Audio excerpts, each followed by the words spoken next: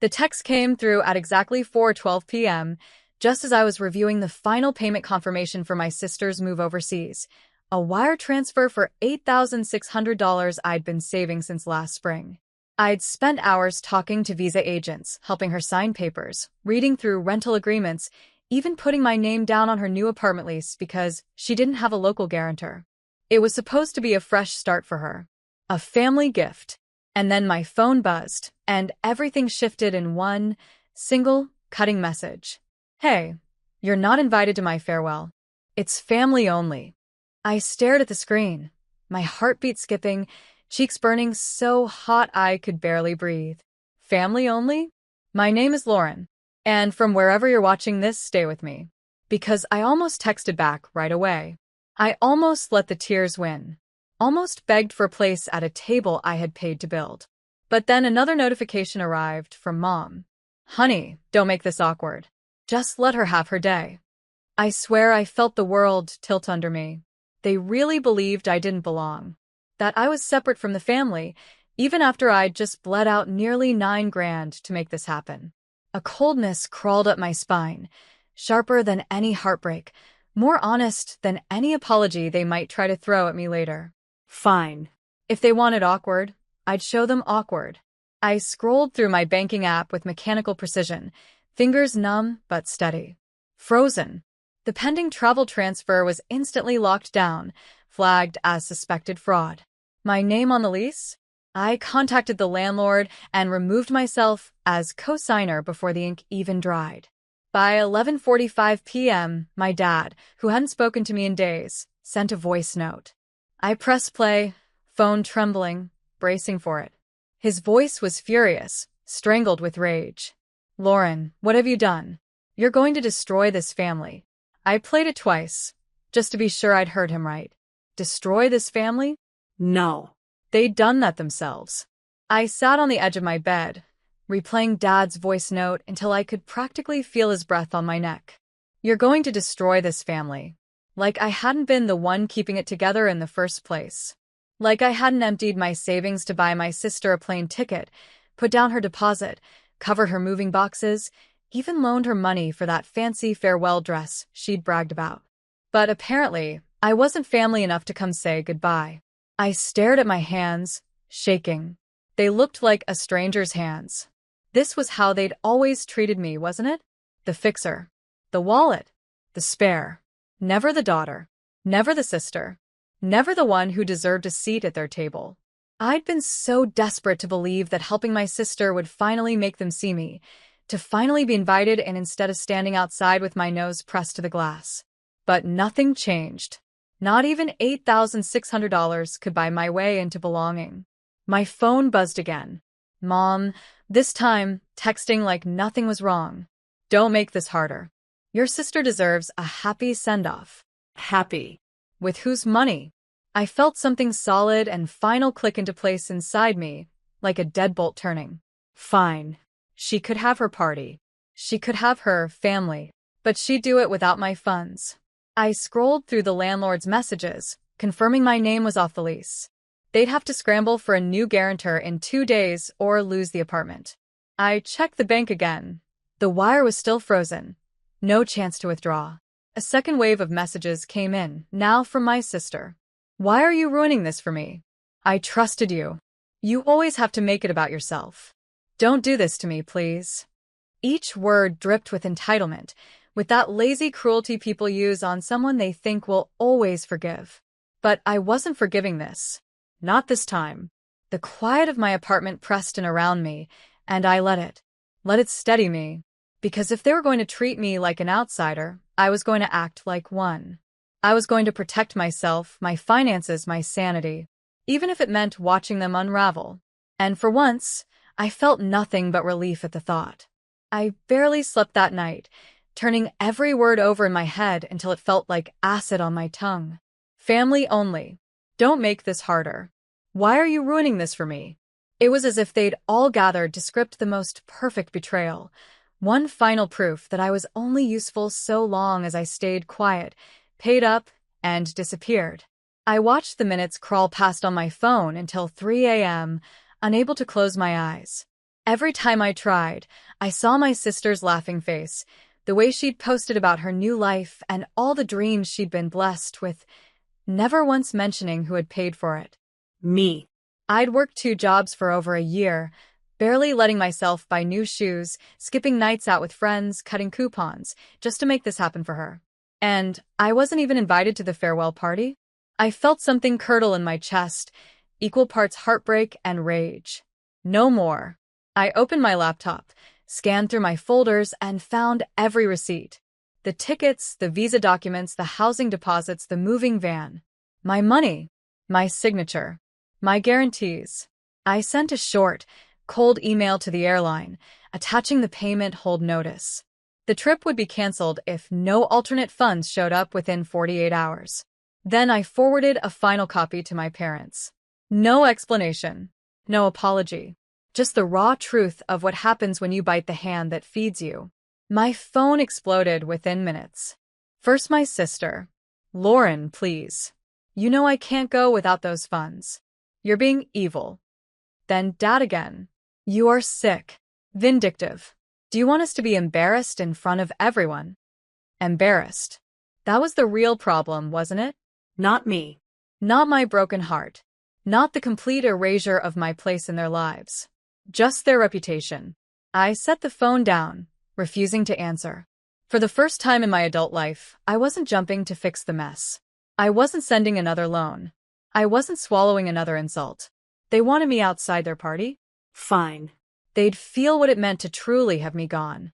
And I swear, somewhere deep down, past the guilt they'd drilled into me, I felt free. By morning, I had 23 missed calls. My sister tried every angle in her arsenal. Rage, tears, guilt, back to rage again. It was like watching someone flip through a Rolodex of manipulation, desperate to find one that still worked on me. But none of them did. Mom texted me again around dawn. "Lauren, you're blowing this out of proportion. Think of your sister's future." Her future. Funny how it was always about someone else's dreams, someone else's comfort, someone else's shine, and I was supposed to fund it, applaud it, then fade into the background like a paid stagehand. Not anymore. I sat by the window, staring out at the morning light. The world looked so normal. Dog walkers, delivery vans, parents hustling kids to school, but mine had been turned inside out. Still, beneath the shaking, beneath the heartbreak, was a calm I didn't expect. Because I'd made my choice. I wasn't going to pay for people who couldn't even call me family. I wasn't going to bankroll a party I wasn't allowed to attend. I wasn't going to co-sign away my own future just so they could brag. They'd called me dramatic, vindictive, jealous. Fine. If protecting myself meant they'd paint me as a villain, then so be it. I'd rather be the villain in their story than keep playing the victim in mine.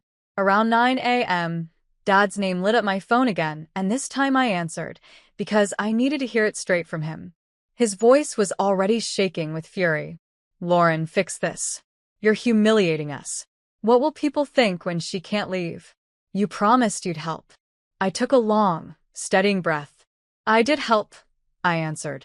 "I helped more than anyone ever should have. And then you told me I wasn't family enough to say goodbye."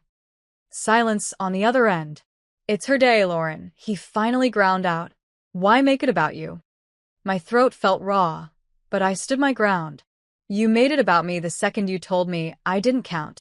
His sigh was a rattled, disappointed echo. "If you go through with this, you're dead to us." I felt a jolt, a lifetime of fear and dread around those words. Dead to us. But instead of panicking, I felt relief. "Noted," I said, calm as glass. "Good luck finding someone else to pay." Then I ended the call, set the phone face down, and let the quiet settle around me like armor. They could throw their tantrums, spin their stories, poison every relative's ear. I was done. And for the first time in years, I felt like I could finally breathe. The day went on like a slow-motion car crash. My phone kept pulsing with messages that grew meaner and more frantic by the hour. Each ding felt like a test, like they were prodding me to see if I'd break, if I'd cave the way I always had. But I didn't. Because every time I looked at those words, "You're dead to us. Think of your sister." You're humiliating the family. I remember the text that started it all. Family only. I'd read that line so many times, it was etched into my bones. Family only.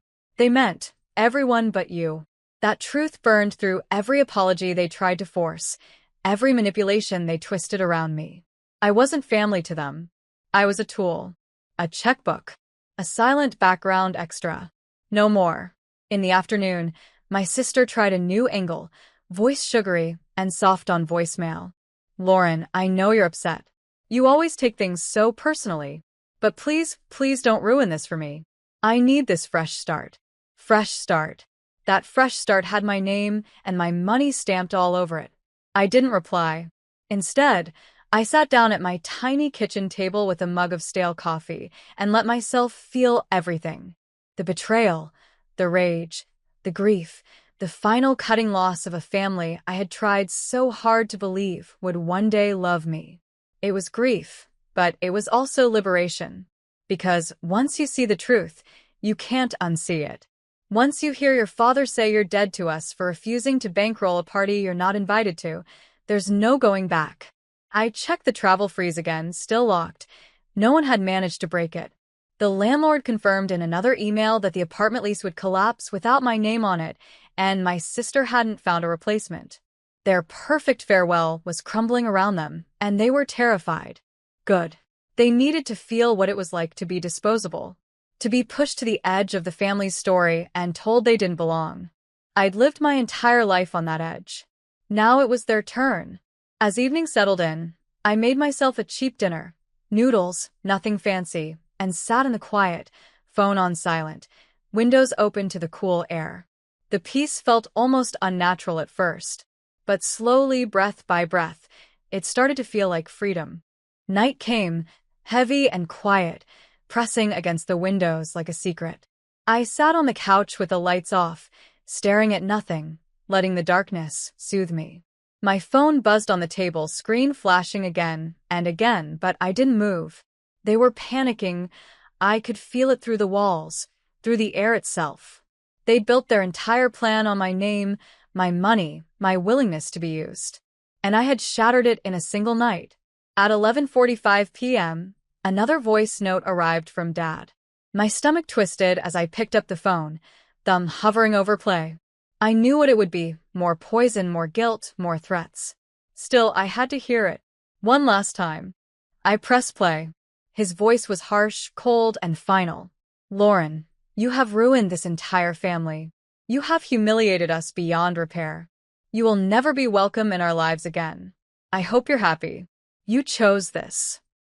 I replayed it, just to be sure. Never welcome. Ruined the family. As if I hadn't kept them afloat for years. As if I hadn't sacrificed every spare dollar, every vacation, every dream just to keep them living in their illusions. And now they were exiling me because I refused to buy a seat at their table. I set the phone down, my hands perfectly steady. They wanted me gone? They'd get their wish. No more phone calls. No more emergency loans. No more rescuing them from their own disasters. It was terrifying, how quiet it felt, but it was also the truest silence I'd ever known. I stood and walked to the window, pushing it open so the night air could wash over me. For the first time, I let myself imagine a future that didn't revolve around their needs. A future where my money was mine, my time was mine, my heart was mine. That future was wide and terrifying and unknown, but it was mine. And that was worth every insult, every threat, every voice note screaming I'd ruined them. Because I was done being their safety net. They could learn to save themselves. And I would finally learn what it meant to live for me. The following day, the messages slowed down. Maybe they'd finally realized I wasn't bluffing. Maybe they'd moved on to their next scapegoat. Or maybe, for once, they had to look in the mirror and see what they'd done. I didn't care which. My sister posted a carefully filtered photo on social media, her suitcase open, half-packed, a long caption about fresh starts and big dreams. She didn't mention me. Didn't mention how she was supposed to get on that plane with my money. Comments poured in, praising her bravery, celebrating her adventure. It should have hurt. It should have made me feel replaced. But instead, I felt free. Because I knew the truth. And even if no one else ever did, I would never forget it. I'd given everything I could until there was nothing left of me. And still they'd told me I wasn't enough. Still they'd made me the villain. But I'd drawn my line. Finally, in the afternoon, I packed up my receipts, all the documents proving exactly what I'd paid and signed for, and stored them neatly in a folder. Just in case they ever tried to come for me again. A final layer of armor. Then I put my phone on silent, brewed myself a proper cup of coffee, not the instant garbage I'd been living on for months, and sat by the window, letting the sunshine warm my face. I felt different. Like I'd been underwater for years, and finally broken through to breathe real air. No more controlling what they thought of me. No more performing the good sister, the good daughter, the reliable one. I was Lauren. I was allowed to matter. Even if it meant they hated me. Especially if it meant they hated me. Because maybe that hate was proof I'd finally chosen myself. My phone buzzed one last time, a final text from Mom. "We're done with you." I stared at it, feeling a strange peace settle into my bones. They were done? Good. I'd been done for a long, long time. I closed my eyes, exhaling everything I'd been holding in, and whispered to no one in particular. Let them go. And I meant it. A week later, the quiet had become a kind of freedom I could actually taste. No more begging calls. No more voice notes laced with rage. No more guilt twisting around my ribs until I couldn't breathe. Just me. I cleaned my tiny apartment top to bottom, tossing out every reminder of them. Old family photos, birthday cards scribbled with half-hearted love, receipts for money I'd handed over year after year like a dutiful machine. Gone. I even found a crumpled envelope at the back of a drawer with a note my sister had written years ago. "Thanks for always bailing me out." I laughed, a short, sharp sound, then shredded it and watched the pieces fall like confetti into the trash. It felt ceremonial, like burying a ghost. The lease was gone, the wire transfer permanently canceled, her big farewell unraveling behind her. She'd have to face the truth of that on her own. And Dad's voice, still echoing. "You're dead to us." Dead? No. Alive for the first time. Alive in a way I hadn't been since I was a kid, before they taught me that love had a price, that family meant servitude, that my place was to stay silent and useful. No more. I opened the window, breathing in the spring air. Somewhere down the street, a kid laughed, a dog barked, traffic rumbled past.